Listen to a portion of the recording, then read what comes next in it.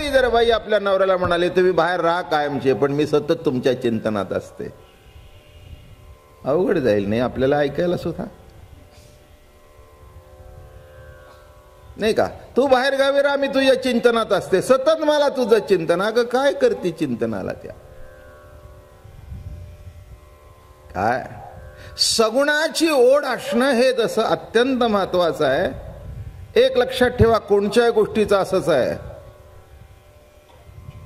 काम निर्गुण आहे. सगुण पुत्र रूपाने दर्शन झाल्याशिवाय संसार सुफळ नाही. मान्य करा नाही तर अमान्य करा. काय नाही का?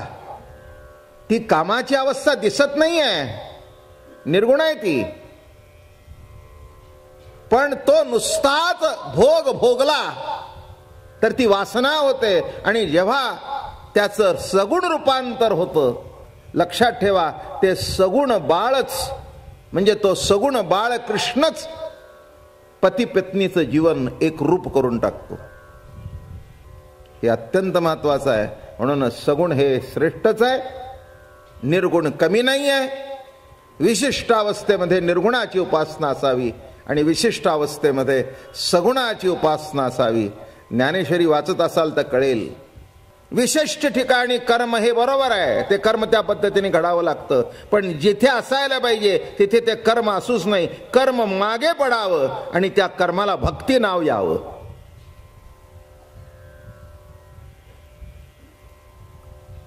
बरं का? हॉटेलमधला मनुष्य मोठ्या मोठ्या हॉटेलच्या दरवाजावर उत्तम कपडे केलेला वेटर उभा असतो. या साहेब, काही घेणे देणे नाही. तो सलामाचे पगार घेतो, ज्याच्याशिवाय दुसरं काही त्याला महत्व नाही. दार उघडतो, बसा साहेब म्हणतो. काय पण घरामध्ये पती वाट पाहत असेल पत्नीची, किंवा पत्नी वाट पाहत असेल, किंवा आई वाट पाहत असेल, तर ती केवळ वाट पाहण्याची कृती नाही, तर प्रत्येक क्षणाला ती आतुर झालेली आहे. हे केव्हा येत आहेत? एवढा उशीर कधी होत नाही.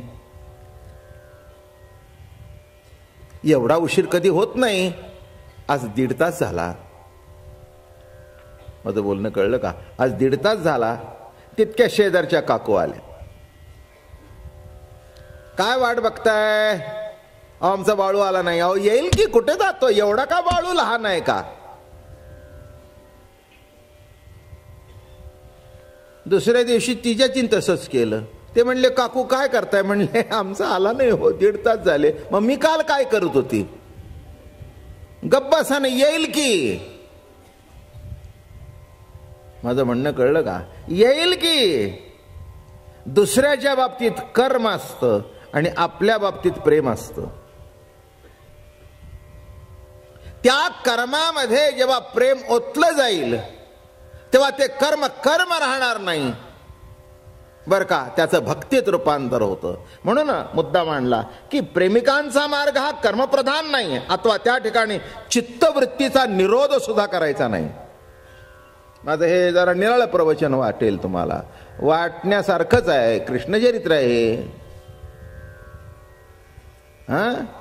कृष्ण सगळ्या पक्ष निराळा आहे. 16,108 कोटचे देवानी केलेत आतापर्यंत. आणि आता तरी कोणी आहे का 16,108 असलेला? म्हणजे त्याच्या मागेही 16,108 वाचलेला नव्हता, आत्ताही कोणी नाही, आणि पुढे होण्याची तर शक्यता नाही, कारण कायद्याने सुद्धा बंधन आलेलं आहे. तेव्हा ती शक्यता संपलेली आहे, नाही का? तर कृष्णचरित्र हे कृष्णासारखंच असेल, नाही का? हो, सर्व देव आले, ते कार्य केले आणि निघून गेले. रामापासून लोकसंपर्क आणि लोकसंग्रह आला. कृष्ण अवतारामध्ये तर सर्व थरातले लोक एकत्र करण्याचा प्रयत्न झाला. मग ते प्रेमाशिवाय एकत्र होत नाहीत. लक्षात ठेवा, समाज एकत्र करायचा असेल, त्याची बांधणी करायची असेल, मला वाटतं कृष्ण चरित्रांनी जो वारकरी संप्रदायाचा पाया रचला 4 वेदाची 4 महावाक्य आहेत. अयम आत्मा ब्रह्म, प्रज्ञानाम ब्रह्म, तत्वमस्यादीन अहम ब्रह्मास्मी. तर ज्ञानमार्गी जी माणसं आहेत, वेदांत अधिष्ठित आहेत, ते काय म्हणतात? तत् आहे ते त्वम व्हावं. तत्त्वम असी, ते जे तत्व आहे ते तू आहेस हे गुरु सांगतात. आणि गुरु सांगितल्यानंतर हा म्हणतो, मी काय सांगतोय नीट लक्षात आलं का? तुम्ही म्हणाल बाबा महाराज काय सांगतायत?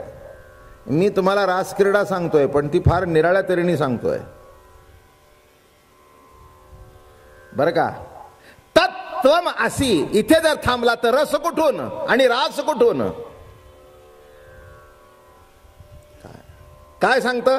तत्त्वम असी, ते तत्व तू आहेस. झालं. आता ते तत्व गुरु सांगतात. बघा, मागेही सांगितले, पुन्हा सांगतो. गुरु काय सांगतात? वेदाची 4 महावाक्य. 4 महावाक्यामध्ये हे एक प्रख्यात वाक्य, सर्वश्रेष्ठ असं वाक्य. काय कळलं का रे बाबा? तू कोण आहेस? तत्त्वम असी, ते तत्व तू आहेस. मग शिष्य म्हणतो, होय महाराज, आपण म्हणता ते बरोबर आहे. अहम ब्रह्मास्मी, ते तत्व मी आहे. शब्दाची भाषा कळली? ते तत्व तू आहेस. हा बघा, आता व्यवहार सांगतो. का रे, हे घड्याळ तुझं आहे का? हो, माझं आहे. काय भाषा बदलली? हे घड्याळ कोणाचं? हे तुझं आहे का रे? नाही, माझं आहे. हा, ते तत्व तू आहेस. हो महाराज, बरोबर आहे, ते तत्व मी आहे. अहम ब्रह्मास्मी. जेव्हा भगवान म्हणतो की माझ्या आत्मस्वरूपाच्या ठिकाणी तू तुझं चित्त ठेव, अर्जुना तुझं चित्त माझ्या आत्मस्वरूपाच्या ठिकाणी पाहिजे. पण ही बोलताना ओवी कशी म्हटली माहितीये का? तो रथावर बसलेला आहे सगुण, आणि म्हणतो का, म्हणून माझा आत्मयाचा भाव. म्हणजे काय? म्हणून मज आत्मयाच्या ठिकाणी अर्जुना तू तुझा भाव ठेव. मग आता इथे आत्मा सगुणच झाला ना. मज आत्मयाचा भाव म्हणजे काय? काय? हा, मज आत्मयाचा भाव म्हणजे काय? म्हणजे काही नाही. इथे आत्मा हा सगुण साकारून सांगतोय की मज आत्मयाच्या ठिकाणी भाव ठेव. म्हणून लक्षात ठेवा की कृष्ण चरित्र ही संपूर्ण सगुण लीला आहे. भगवंताचं गुण लीला. अलग लक्षात. कॅलेंडरातलं बाळ निराळं आणि मांडीवरचं निराळं. कॅलेंडरकडे बघून इच्छा करता येते आणि मांडीवर आल्यानंतर इच्छेची परिपूर्तता होते, बरं का. तसं निर्गुण हे जाणीवे करता ठीक आहे, पण सगुणामध्ये परिपूर्तता आहे. आणि म्हणून विषय आपल्या पुढे मांडला होता की प्रेमिकांचा मार्ग केवळ कर्मप्रधान नाही आहे. कर्म करत असताना जेव्हा त्याच्यामध्ये आपुलकी निर्माण होते, प्रेम निर्माण होते, तेव्हा ते कर्म भक्ती होतं. कृष्ण म्हणजेच विष्णू, विष्णू म्हणजेच माऊली. ज्ञानदेवे रचिला. त्या अवतारामध्येच वारकरी संप्रदायाची जी समतेची दृष्टी आहे त्याचा पाया रचला गेला. म्हणून म्हटलं मी की त्या ठिकाणी केवळ चित्ताचा निरोध करायचा नाही. लक्षात ठेवा, चित्ताचा निरोध केला तर प्रभूकडे ओढ कशी लागेल? भेटवा हो त्यासी. आता हे निरोधाचं लक्षण आहे का? काय? इथे निरोध नाहीये, इथे वृत्ती आवरण नाहीये, इथे वृत्ती योग्य मार्गाने प्रभूकडे लावणं आहे. थोडस विषय नीट समजून घ्या. काय काय सांगतात वृत्तीचा निरोध करा. ठीक आहे, जिथे करायला पाहिजे तिथे करायला पाहिजे. योगामध्ये करावा लागतो, इथे तसं करावं लागत नाही आहे. इथे एकच आहे, चित्ताचा निरोध करू नका. पण चित्त ज्याच्याकडे जायला पाहिजे त्याच्याकडे ते पाणी वळवा. नाही का? हो. कारल्याकडे लावलं तर तेच पाणी कडू रसाने कारल्याच्या माध्यमातून भेटेल, आणि उसाकडे लावलं तर तेच पाणी गोड रूपाने भेटेल. कारल्यालाही पाणीच लागतं, उसालाही पाणीच लागतं, भेंडीलाही पाणीच लागतं, आणि हो, मिरचीला सुद्धा पाणीच लागतं.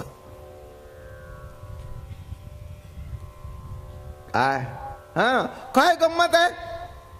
पाणी तेच एकातून तिखट रूपाने प्रकट होते. हाच तर सत्तेचा विलास आहे, हीच तर सत्तेची लीला आहे. म्हणून लक्षात ठेवा, इथे केवळ निरोध नाही, प्रत्येक कर्मातून कृष्ण दर्शन घेऊन त्याच्याशी एकरूप होणं ही रासलीला आहे, नाही का?